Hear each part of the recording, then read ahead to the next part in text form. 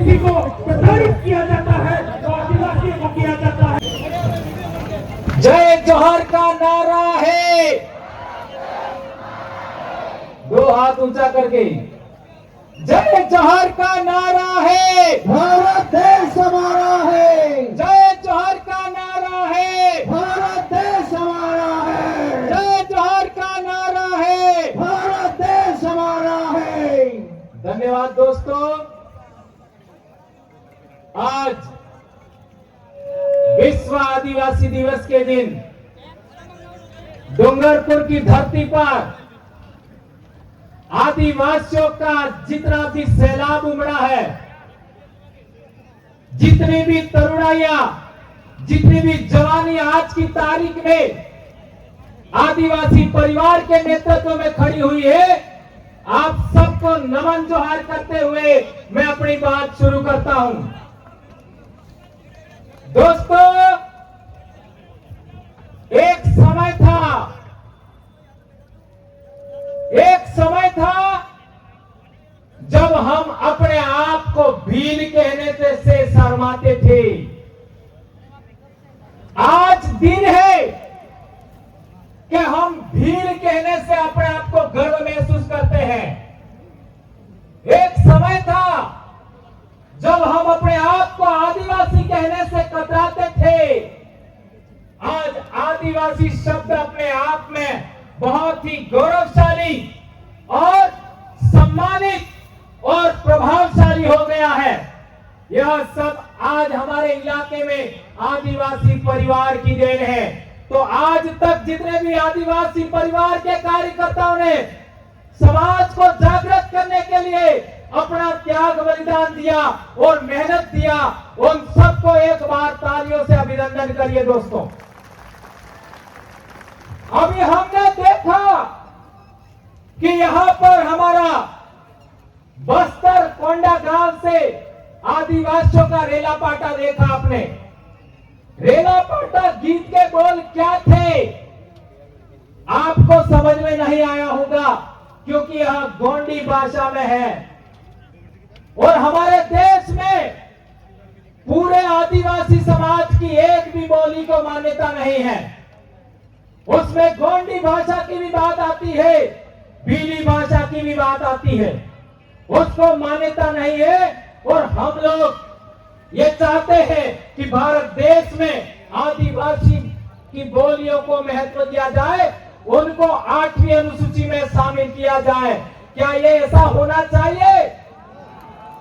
आप सबका सहमति है? एक बड़ी बात, जैसा कि हमारे संचालक भाई ने कहा था, आप लोगों ने देखा होगा उनके ऊपर सिंह थे, सिंह का मुकुट था। जो लोग मेरे साथ शादी किया, मेरे आसपास शादी किया, उनके भी आपका मोड़ लगता था तो सिंह मोहर लगता था। दोनों तरफ लगता था कि नहीं लगता था? यही परंपरा हमारे आज के तारीख में बस्तर में जिंदा है।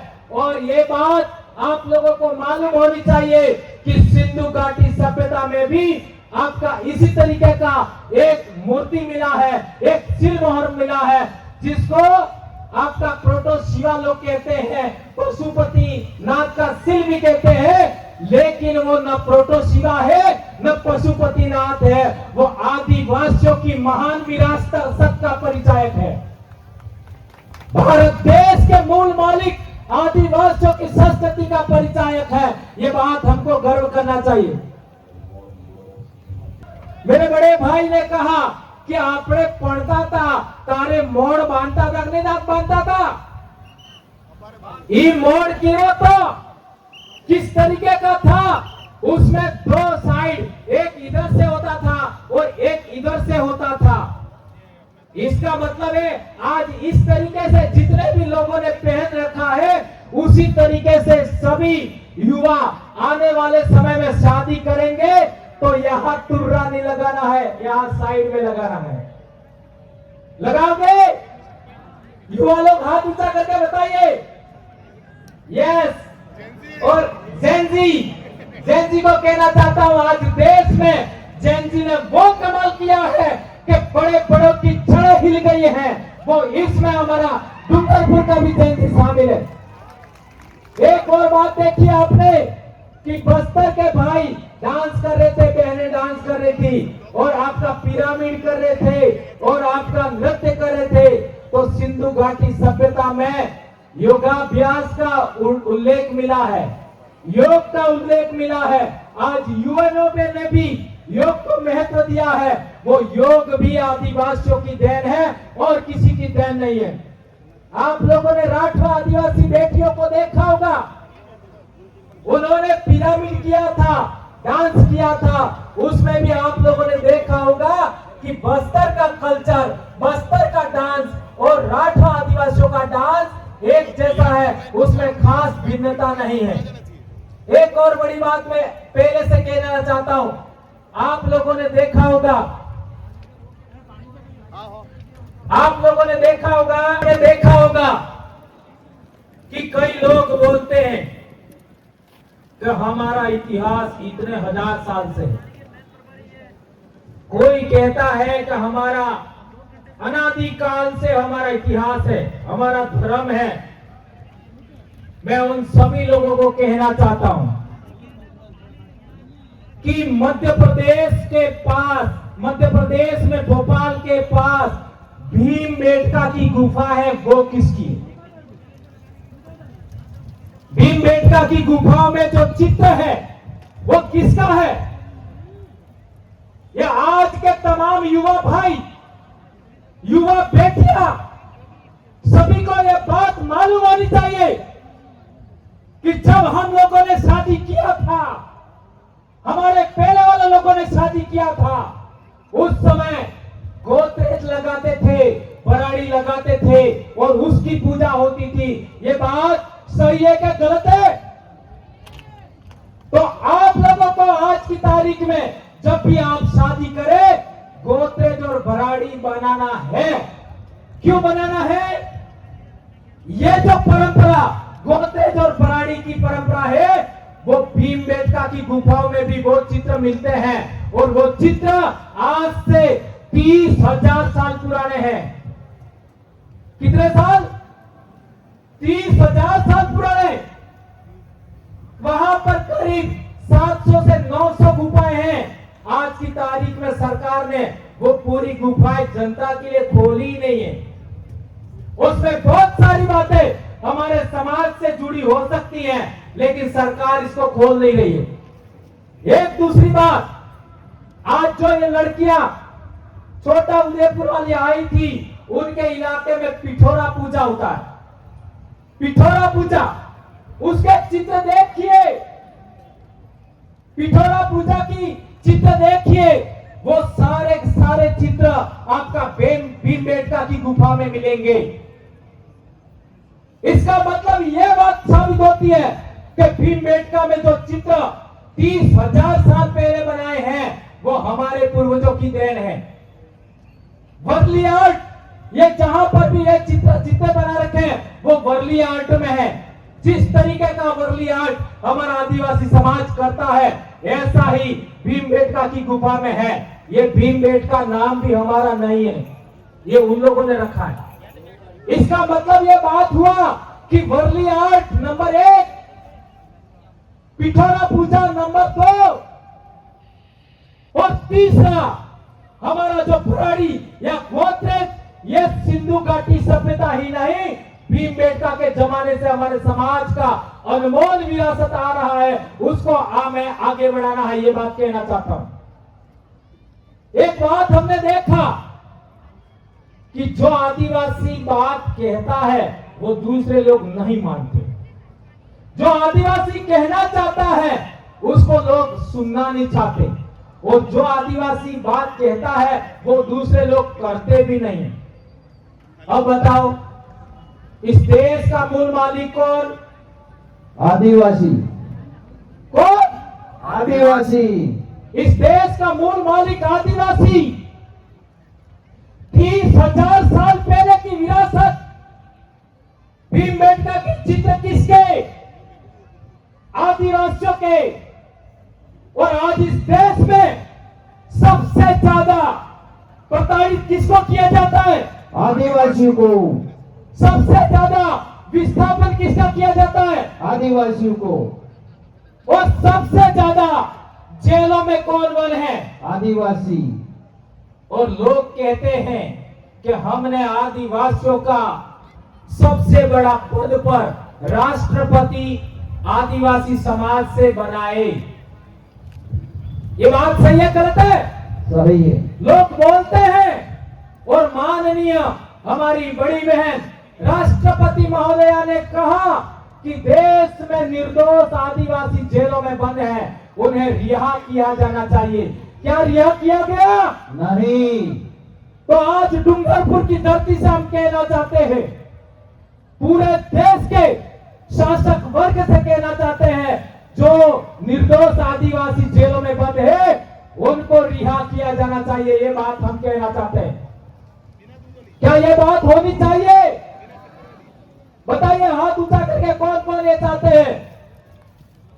ये फोटो ले लीजिए।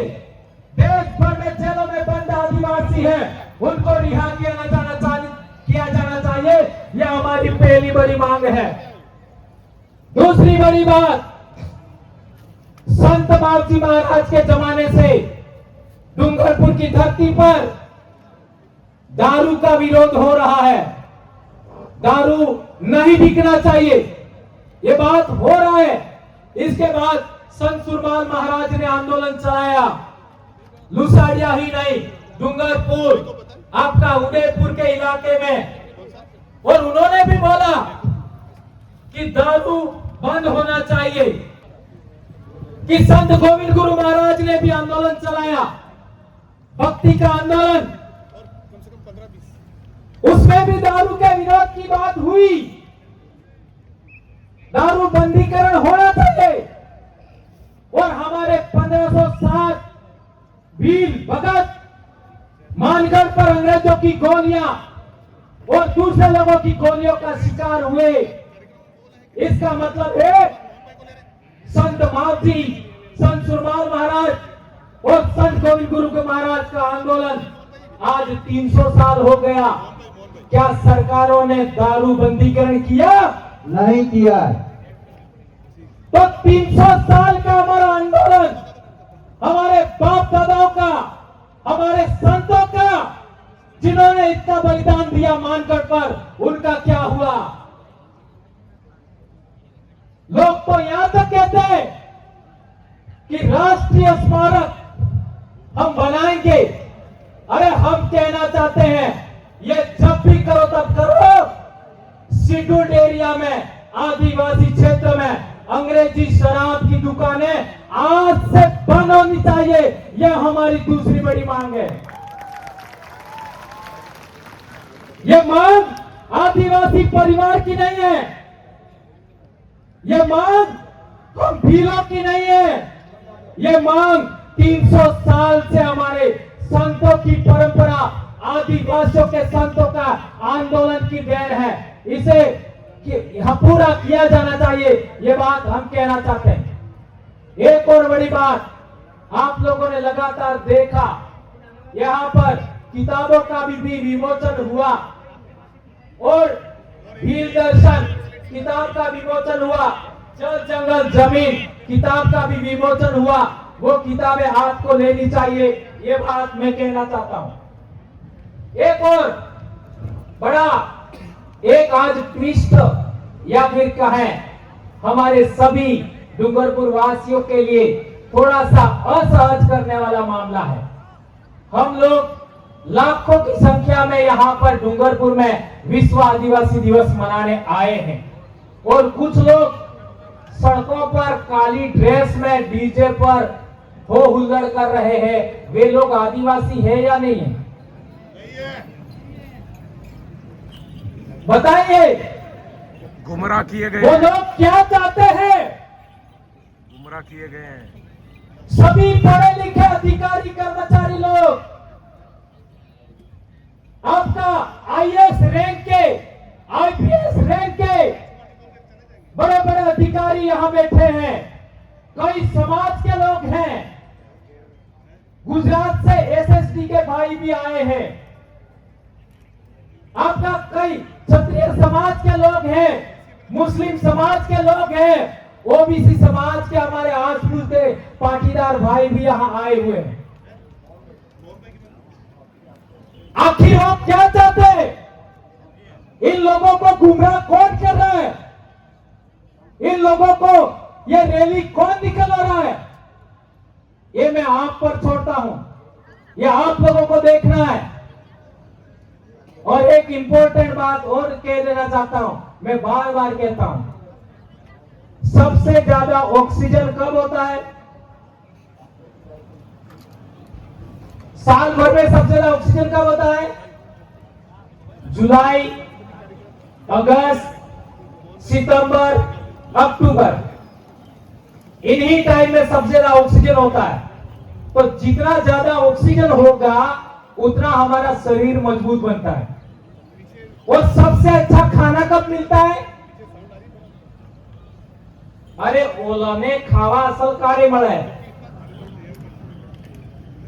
નાના કીડા, તીતલી, ફૂદુ એને હેત કરતે અસલ ખાવા કાર્ય મળે, દેઠકાને ખાવા વધારે કાર્ય અસલ મળે, માસલાને અસલ ખાવા કાર્ય મળે, આપણે પાલતુ જનાવર એ અણને અસલ ખાવા કાર્ય મળે, આપણે दूध आलवा वाला जनावर है अणन असल खावा कार्य મળે। इसी टाइम मिलता है जुलाई, अगस्त, सितंबर, अक्टूबर। अब हमारे अवैज्ञानिक दृष्टिकोण वाले लोग हैं वो इसी टाइम सबसे ज्यादा भूखे रहते हैं। कोने 5 दाड़ा भूख चुरे, कोने 10 दाड़ा रे, कोने 15 दाड़ा रे, कोने महीनों रे। ये जो व्रत उपवास की परंपरा है ये वैज्ञानिक परंपरा है क्या अवैज्ञानिक परंपरा है? जब मैं पैदा हुआ तब मैंने देखा, भाइयों ये जो आप लोग आगे खड़े हैं पीछे लोग भी खड़े, आप बैठ जाइए। और मैंने मेरा जन्म हुआ तब देखा और मेरी उम्र के लोग हैं उन्होंने भी देखा होगा कि हमारे समाज में कार्य बहिरत ढूंढता ने तम हासी बात एक झूठी। एक माई का लाल खड़ा होकर दिखा दे कि आदिवासी महिलाएं ढूंढती थी तो मैं अपना यही स्पीच बंद कर दूंगा। क्या हमारे समाज की महिलाएं, आदमी ढूंढता था पर महिलाएं ढूंढती थी? नहीं। और आज क्या हो रहा है? माता आ गई। अरे पिछले 1-2 साल पहले गलियाकोट में एक लड़की ने अपनी भाणेज को तलवार से मार दिया। कई ऐसी माता है वदारस माता है अबे तो आग में डाकी जो है? सारे हमारे बच्चों का जो स्कूल जाने वाले बच्चे उनकी पढ़ाई को बर्बाद करने का यह षड्यंत्र है। जुलाई, अगस्त, सितंबर, अक्टूबर महीने में जितने भी व्रत उपवास हो रहा है, कर्मकांड हो रहे हैं, यह हमारी पढ़ाई बिगाड़ने का षड्यंत्र है। इसे समझिए। जितने भी माँ बाप है, जितने भी युवा है, जितने भी कर्मचारी है, जितने भी टीचर है, उन सबको समझना होगा। सबसे ज्यादा हमारे बच्चे स्कूल में इन्हीं 4 महीनों में आते हैं और इसी टाइम दुनिया भर के व्रत उपवास करा करके हमारे बच्चों को स्कूल छुड़वाई जा रही है। और हमने देखा है 8वीं में आए ऐसी बात बोलता हूं तो कई लोगों को बुरा लगता है और इसी बुरा लगने के चक्कर में लोगों ने हमारे ऊपर केस भी कर दिए। आप लोगों को पता ही होगा। हम क्या चाहते हैं? हम ये चाहते हैं कि हमारे बच्चों का पढ़ाई में बाधा नहीं आना चाहिए और यह हो रहा है। और फिर आपने देखा होगा कि वो बच्चों को ये भी पता नहीं होता है 11वीं 12वीं वालों को कि हमारे जीवन में क्या होगा।